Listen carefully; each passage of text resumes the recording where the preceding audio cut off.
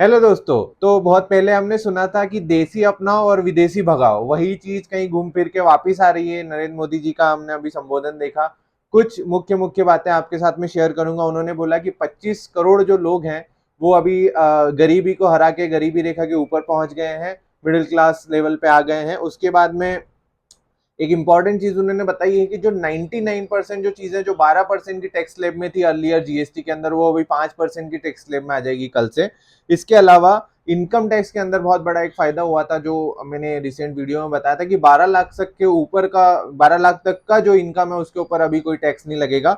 उसके अलावा next gen reform जो जीएसटी रिफॉर्म से उसके अंदर बहुत सारी चीजें, बहुत बड़ा इंपैक्ट आएगा भारत के अंदर, भारत की जनता के अंदर। और ये इनकम टैक्स और जीएसटी दोनों को मिला के कुल मिला के 2.5 लाख करोड़, 2.5 लाख करोड़ रुपए जो है भारत की देश की जनता के जेब में बचेंगे।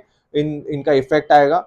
और हमें अभी एक इंपॉर्टेंट चीज ये है कि हमें अब आत्मनिर्भर भारत की ओर चलना पड़ेगा, आत्मनिर्भर के रास्ते पे चलना पड़ेगा।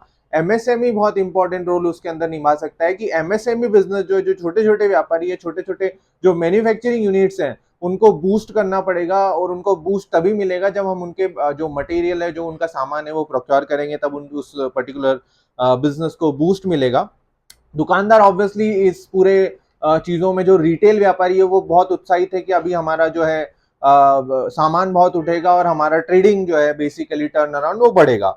इसके अलावा एक चीज और बहुत इंपॉर्टेंट है कि मेड इन इंडिया प्रोडक्ट हमें खरीदना है, मेड इन इंडिया पे ही फोकस करना है।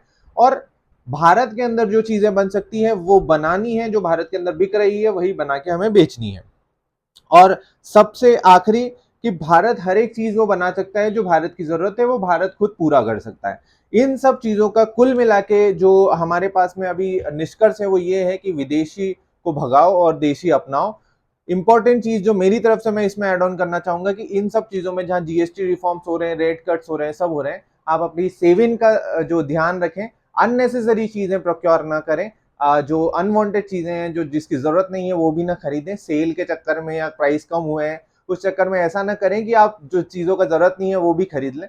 आपकी नेसेसिटी को, आपकी जरूरत को देखें, देन आफ्टर दैट आप उस चीज को खरीदें, ताकि आपकी सेविंग भी हो सके। Thank you so much. इन चीजों का ध्यान रखें और अपनी जो अपकमिंग फेस्टिवल्स हैं उनको हैप्पीली मनाएं। Thank you.